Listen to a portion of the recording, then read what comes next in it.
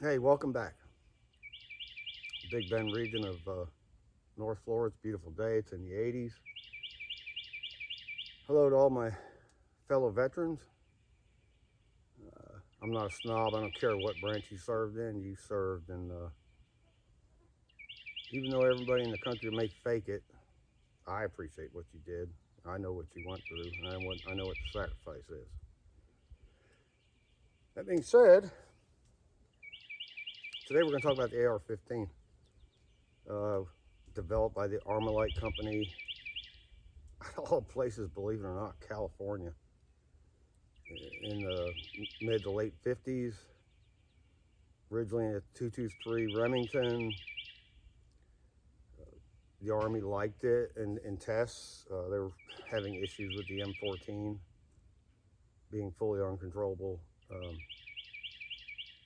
in full auto, and the soldiers couldn't carry enough ammo to sustain themselves in a firefight against the AK.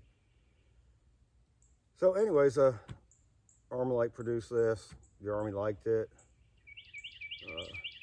It was in a full auto version. The Armalite didn't have the production facilities to meet the Army's needs, and apparently lacked the funding as well. So they sold the patent to Colt. Just like the 1911, even though John Moses Browning designed it, Colt ended up mass producing it and getting the patent. It eventually morphed into the M16. The M16 had a carry handle on top and a fixed iron sight in the front, and it did not have the forward assist. And then along came the M16A1 in about 64 with the forward assist, which solved a lot of jamming problems in the field. But this is basically the weapon I carried. I mean, the M16A1 with the forward assist and the low charging handle.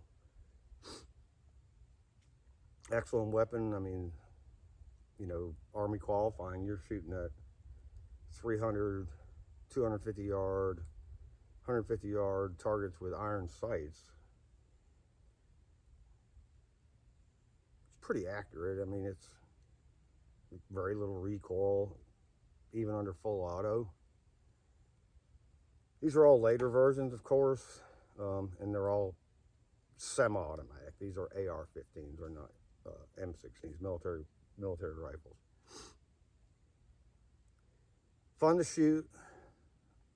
Ammo's not super expensive. There's 4 different versions here. Hope you can see them all. 3 of them are chambered in 5.56, and you have to be careful if you own an AR and it's chambered in 223. Please only shoot 223 through it. 5.56 has a much higher chamber pressure and can do damage to your weapon. And one of them is a chambered in a 223 Wild, WYLDE.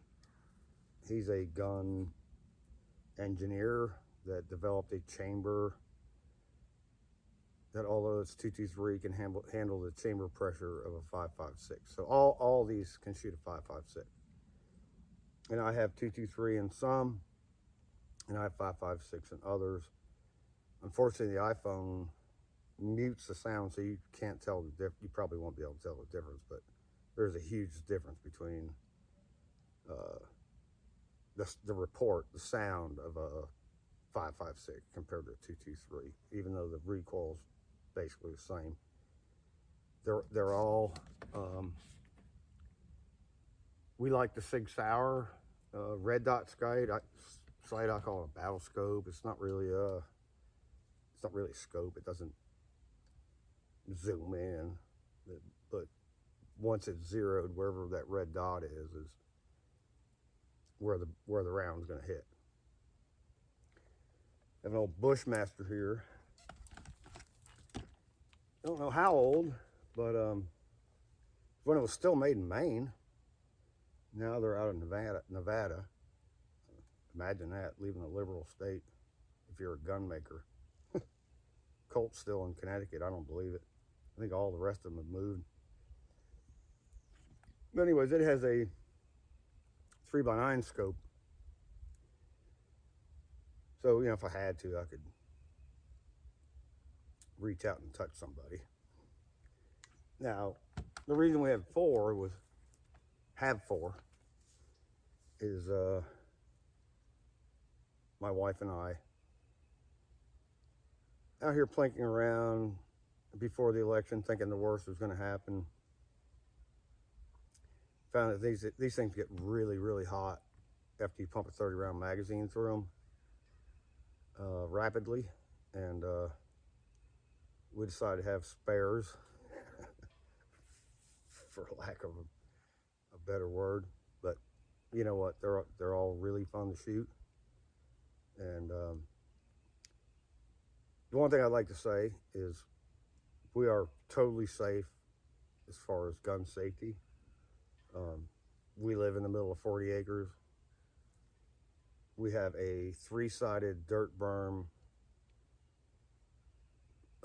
rifle and pistol range that's 7 feet high, and we're in the middle of 40 acres, so even if you were to shoot above the berm, it wouldn't make it out of the woods. With that being said, let's plink off a few rounds and see what you think about the AR-15. The first one we're going to try is the Bushmaster with the scope. I have no idea how old this is. We've had it forever. Here we go.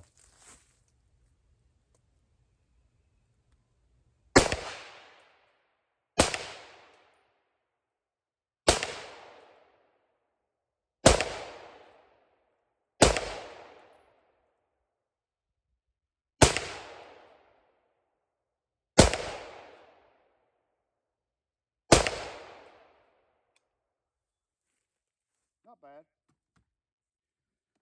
This is a Colt. Probably the most expensive one we have. We bought it new, $1,300. It's a great shooter, and it's chambered for 5.56. I have 223s in this as well. So let's plink off a few rounds.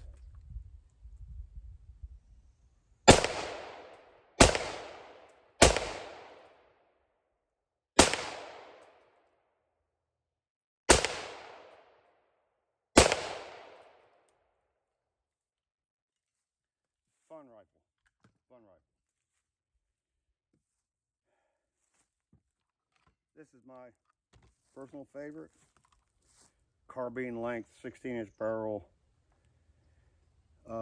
American Tactical out of North Carolina. Super light. Hard for the wife to control. She's a teeny little thing, and with a 5.56, it's hard for her to handle, but I like it a lot. It's the most fun out of all these. So let's try this one.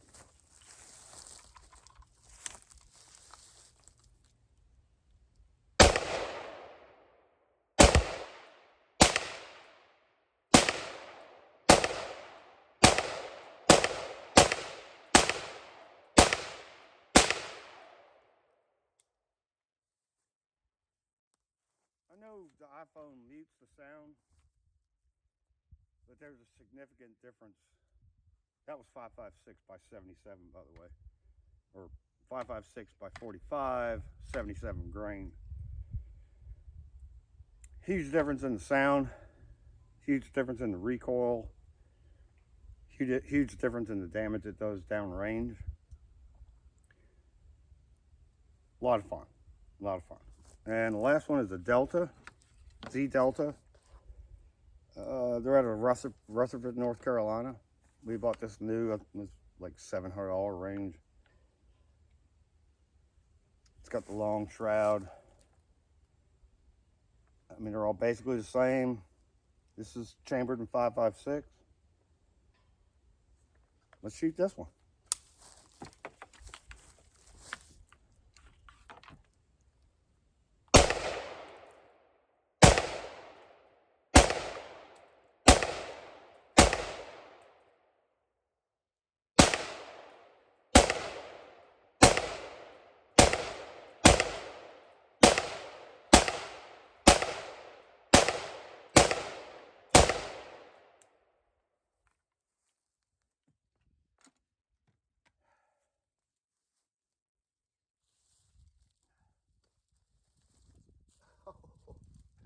Out here in the woods, sorry.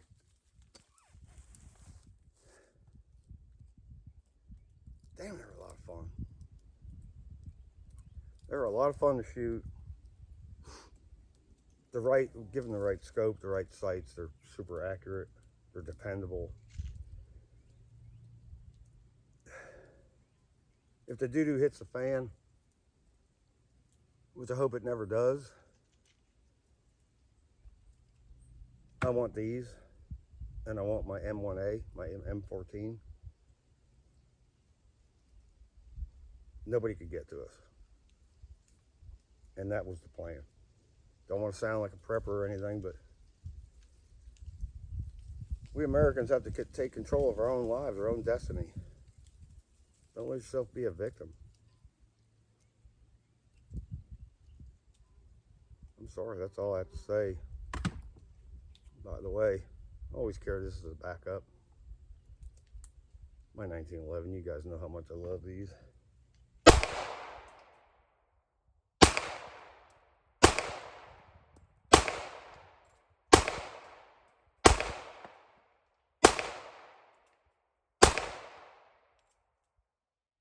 Done. Thank you for watching. Planning on doing another video soon. The wife is a Walther freak, and has a pretty decent collection of Walthers.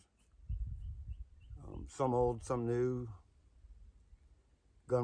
Pistol with a lot of history, manufactured with a lot of history. And I look forward to sharing that with you. In the meantime, y'all have a blessed day. Thanks again, veterans. We all love you.